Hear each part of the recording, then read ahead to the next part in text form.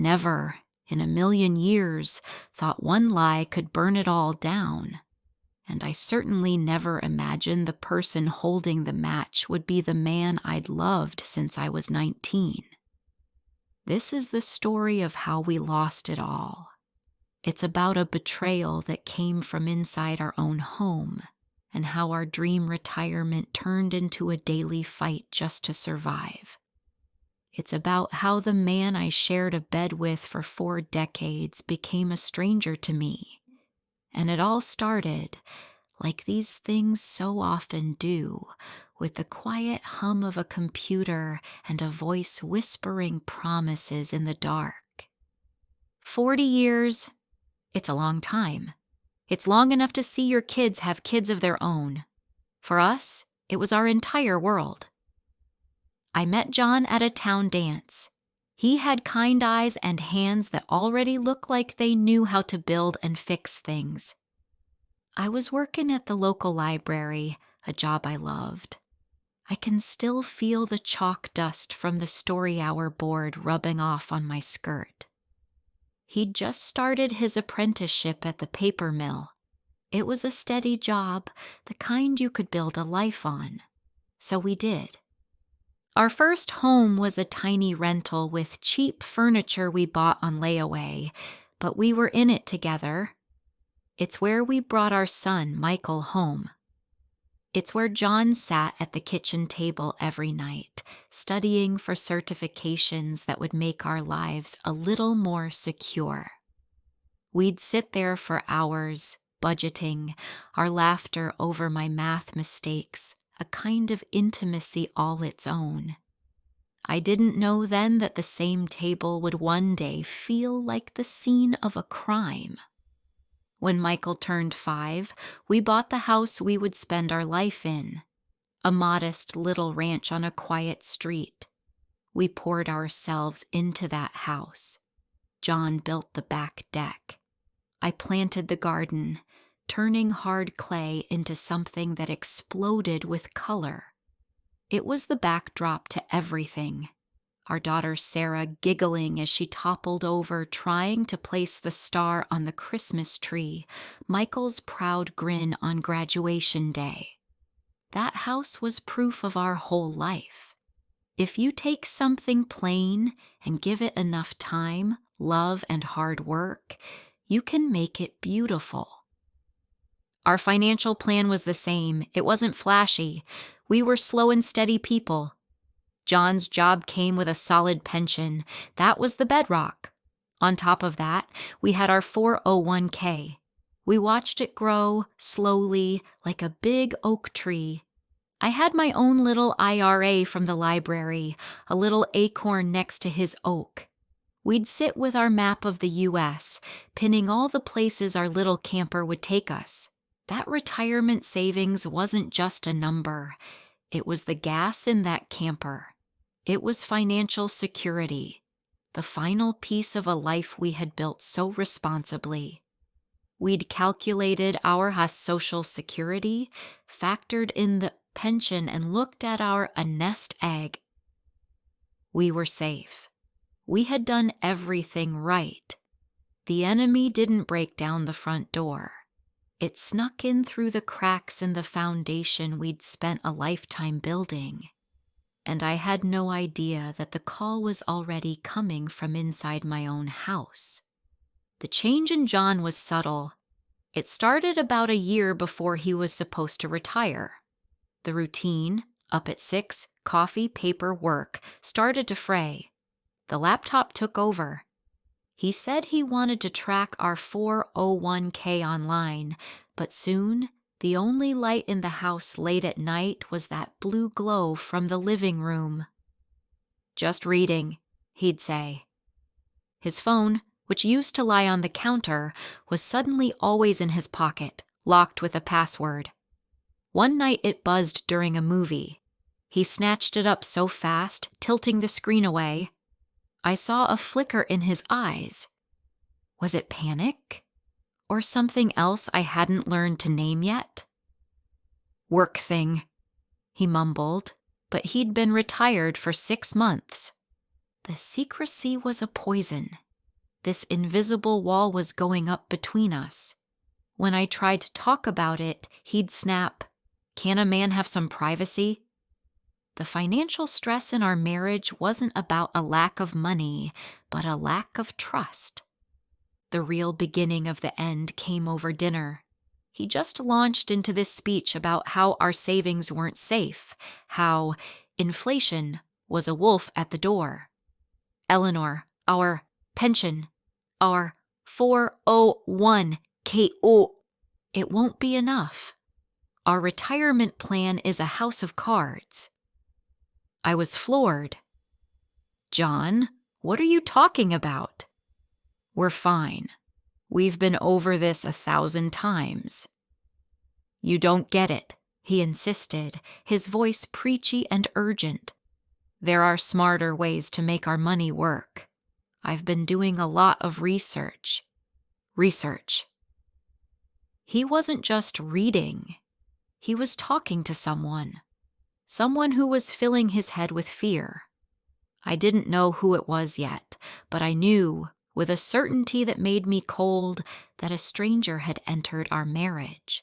And they were whispering in my husband's ear that everything we'd built together wasn't good enough. But that wasn't the worst part. Not by a long shot. The worst part was that he was starting to believe them. The research had a name: Sophia, a financial consultant he'd met online. She was a shark who knew exactly how to hunt. She studied him from afar, learning his weaknesses, his quiet fear of not being the provider anymore. She didn't just talk about money. She talked about his dreams, his fears. She pounced on his pride. The first sign of our financial collapse was a $5,000 unauthorized withdrawal. My heart seized. John mumbled it was a short-term investment, a sure thing Sophia recommended. "It's a test, Eleanor," he said, parroting her words. "The money will be back, doubled, in a month." The trust in our marriage was crumbling. The fights were awful. He'd accuse me of not trusting him. I'd plead with him to see he was being manipulated. Then he started talking about rolling over his 401k, the big one, our nest egg. He said Sophia told him about a self-directed IRA where he could invest in things like precious metals, things that would protect our retirement savings from a market crash she was predicting. "John, no," I begged him. "We don't touch it." "Why would we move it to some stranger you met on the internet?" As I looked at the man I loved, a terrible question surfaced in my mind. Was I no longer enough? Was my love, our 40 years, not enough to trust? His reply was cold. "Because you're afraid, Eleanor." "I'm being proactive." I felt like I was going crazy. I started snooping, checking the mail before he did, feeling ashamed, like a spy in my own house. That's when I found it. A statement from a company I'd never heard of. It showed a massive withdrawal from his 401k. He'd done it. Then I saw another letter, a confirmation from Social Security about changing his direct deposit. My blood ran cold. She wasn't just after our savings. She was after our pension, our Social Security. She was after everything. I'd lie awake at night, pacing the quiet house, running my hand over family photos on the mantel. Each quiet click from his keyboard in the other room sounded like a bomb counting down. I knew he was giving everything away. What I didn't know was how much he'd already given. That feeling of being completely powerless, watching someone you love walk straight off a cliff. It's a special kind of hell. And I bet some of you watching know exactly what I'm talking about. If this story is hitting home, please share it. That's what this is all about, shining a light on this kind of financial fraud so another family doesn't have to live this nightmare. Now, let me tell you how it all came crashing down. It all blew up on a quiet Tuesday. I'd spent the morning on the phone. The man from the investment firm was kind, but his words were brutal. "Yes, Mrs. Mr. Miller initiated a full rollover of his 401k 2 months ago." He paused. "The account is now empty." Empty. $478,000. Gone, vanished. A lifetime of work. Erased. Next, Social Security. They had flagged the request to change his payments as suspicious. A temporary hold. One piece of bureaucracy was the only thing standing between us and total ruin. His pension was the same. The paperwork was in motion. I laid the documents on the kitchen table. The bank statements, the rollover confirmation, the notice. When John walked in, he saw my face, saw the papers, and all the color drained out of him.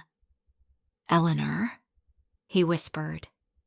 "Don't," I said, my voice shaking. "Just sit down. Tell me everything." He told me about Sophia, how she preyed on his fear of a financial collapse, how she made him feel powerful. She told him to keep it a secret from me, that I wouldn't understand. She had systematically destroyed our partnership, turning his desire to protect me into a weapon against us. She walked him through every step, how to forge my signature on the spousal consent forms. The financial fraud was total. He showed me the emails. I saw the words he wrote to her. "My brilliant Sophia," one began. Another said, "You understand my dream for us, for Helen, in a way she can't right now." It was intimate, corny. It was a betrayal that twisted the knife. "Where is the money now, John?" I asked, my voice flat. "It's invested," he said, his voice cracking. "She sends reports. It's growing." That's when he finally broke, sobbing, gasping breaths. "She said the withdrawals were for fees," he choked out, "taxes, transfer costs." And the truth landed in the room like a physical blow. There was no investment. There was just a thief, our nest egg, our future. The map on the wall was a joke. We weren't just broke. We were betrayed. The call was coming from inside the house, but the destruction was about to spill out into every corner of our lives. The days after are a blur of shame and grief. The police came, weary and kind, but told us the money was gone forever. The hardest call was to Michael and Sarah. The shame is indescribable. A few days later, they came over. They sat with their father at that same kitchen table. Michael's voice was gentle but firm. "Dad, we love you," he said, his hand on John's shoulder. "But how could you do this to Mom? To your family? To yourself?" John just wept. Our life became an inventory of what we could no longer afford. The next month was a parade of quiet humiliations. I sold my mother's pearls, the silver locket John gave me on our 10th anniversary. I watched strangers haul away the sturdy oak furniture he'd been so proud of. Then came the day we had to sell the house. I remember the sound of packing tape ripping through the quiet, the hollow echo in the empty rooms. I took one last look at the porch swing he built, now still and silent. My friend Carol came over with a casserole, and her quiet, knowing hug was more comfort than anything. It reminded me how we women have to look out for each other. I look at John, and I see the shell of a man, drowning in self-hatred. The scam didn't just take our money, It took his soul. The trust in our marriage is like a beautiful vase that's been smashed and glued back together. You can still see every single crack. We are still here, but surviving isn't the same as living. And I knew I had a choice to make. We never got the money back. Our financial collapse was absolute. But we're rebuilding, not with money, but with honesty. It's slow. It's painful. But I am choosing dignity.